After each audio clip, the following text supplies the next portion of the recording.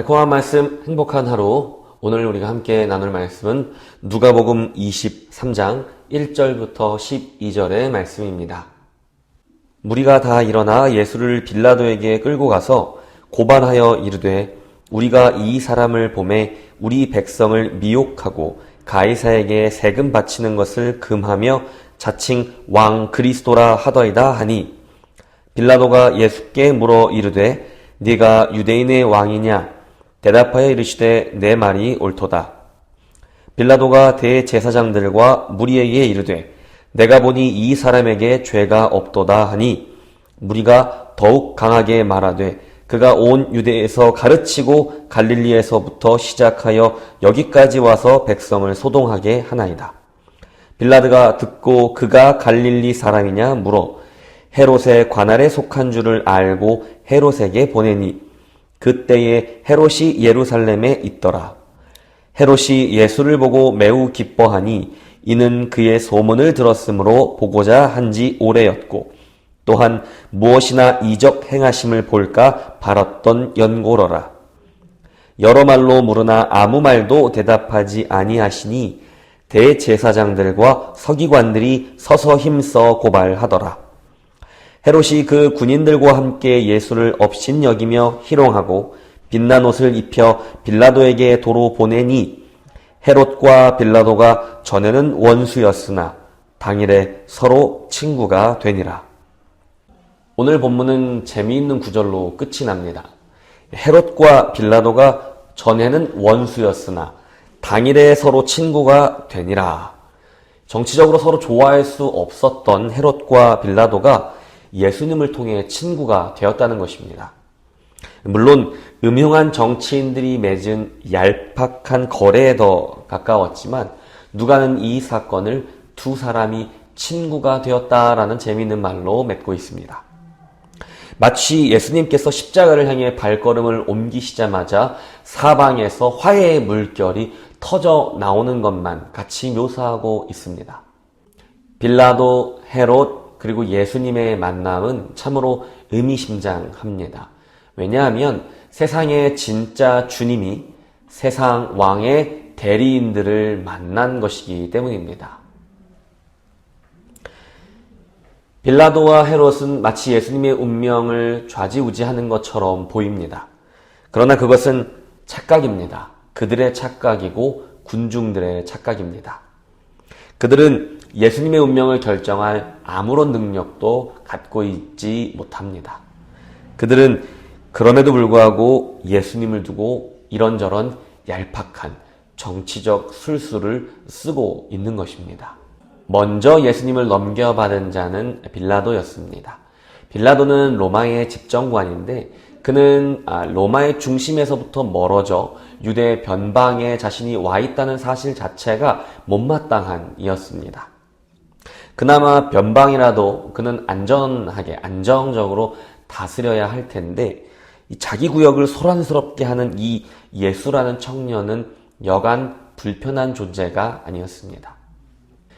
예수는 잘못 건드리면 불똥이 어디로 튈지 모르는 사람이었기 때문이죠. 자신이 어떤 결정을 내려야 종교 지도자들의 비위와 군중들의 분노가 가라앉을 것인지에 촉각이 곤두서 있었습니다. 자칫 잘못 결정을 내렸다가 더 소란스러워질지도 몰랐기 때문입니다. 그러다 그에게 묘책이 떠올랐는데, 바로 갈릴리의 책임자였던 분봉왕 헤롯에게 이 껄끄러운 판단을 미루는 것이었습니다. 빌라도는 한 사람의 운명과 자신이 다스리는 지역의 안정을 위하여 공평과 정의로 판결을 내려야 하는 사람이었음에도 불구하고 온통 자신의 안위만을 위한 생각뿐이었고, 그로 인해 정치적 꼼수를 부리는 것이 전부였습니다. 그렇게 예수님을 넘겨받은 헤롯은 더 심각한 수준의 사람이었습니다. 그는 예수님을 무척이나 보고 싶어 했기 때문에 예수님이 오셨다는 소식을 듣고 크게 기뻐했습니다. 왜냐하면 예수님이 기적을 행하시는 분이라는 소문을 들었기 때문입니다. 그는 예수님에게서 서커스를 보고 싶었던 것입니다. 헤롯은 이 심각한 상황 속에서도 기적쇼를 기대하며 즐거워하는 그러한 종류의 사람이었습니다. 하지만 그가 덜 떨어진 바보는 아니었습니다. 헤롯의 집안은 대대로 여우라는 별명이 붙을 정도로 이 정치적인 수완이 좋은 능숙한 정치꾼들이었습니다. 헤롯은 여러 말로 예수님을 추궁하고 예수님이 어떤 신기한 일이라도 보여주실까 기대했지만 예수님은 아무 기적도 심지어 아무 말씀도 하지 않으셨습니다. 덕분에 헤롯은 마음 한켠에 있던 작은 불안감이 사라졌던 것 같습니다. 혹시라도 예수님이 정말로 자신이 경계해야 할 어떠한 특별한 인물인가 하여 걱정하고 있었기 때문입니다. 그러나 가까이 두고 보니 별것 없다라고 판단이 들은 헤롯은 더욱더 예수님을 비참하게 조롱하고 빌라도에게 돌려보냈습니다.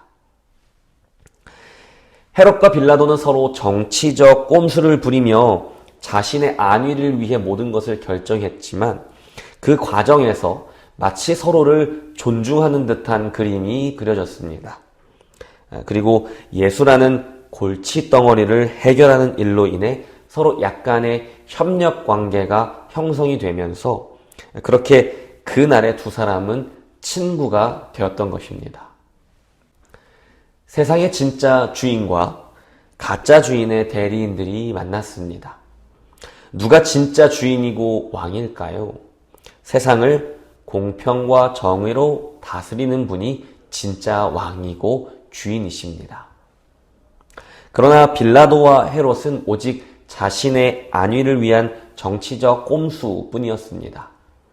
정말로 사람들을 위하는 마음은 없었고 자신이 다스리는 지역의 진정한 평화에도 관심이 없었습니다. 그들은 그저 자신의 유익과 즐거움을 위해 한 사람의 운명조차 장난으로 결정하는 여우들에 불과했습니다. 그들은 시끄럽게 떠들고 소란스럽게 외치며 마치 예수님의 운명이 자신들에게 있는 것처럼 행동했지만 그와 대조적으로 예수님은 아무런 말씀도 하지 않으셨습니다. 그는 침묵하셨습니다. 왜냐하면 진짜는 목소리를 크게 내지 않는 법이기 때문입니다. 그리고 누가 이 세상의 진짜 왕인지는 그의 말이 아니라 그의 순종이 말씀하실 것이기 때문이었습니다.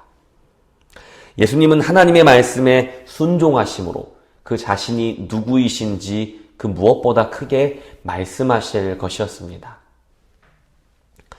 사람들은 예수님을 죄인이라며 십자가에 못 박으라고 소리쳤습니다. 사법적 판단으로는 그에게 죄가 없었음에도 불구하고 사람들은 예수님을 죄인이라 정죄했고 공평과 정의로 판단해야 했을 왕의 대리인들은 그분을 죄인으로 선언했습니다. 그러나 예수님은 한마디의 소란스러움도 없이 그저 하나님의 말씀에 끝까지 순종하셨습니다. 그가 스스로 십자가에 달려 죽으심으로 그분은 온 세상에 크게 선포하셨습니다. 내가 죄인이 아니라 너희가 죄인이다. 그리고 하나님은 예수님을 죽음에서 다시 살리심으로 또한 크게 대답하셨습니다. 그가 옳다. 그는 내 아들이며 세상의 왕이다. 세상은 공평과 정의보다는 자신의 안위를 위해 정치적 꼼수를 부리는 것에 더 익숙합니다. 제왕적인 행세를 하고 권력을 내세우기를 즐기며 체면치레와 의전을 중요시 여깁니다. 자신의 즐거움을 위해 다른 이를 조롱하거나 누군가의 운명을 가볍게 여기기도 합니다. 자기 목소리를 내기에 바쁘고 또 어떻게 하면 자신에게 이득이 될까?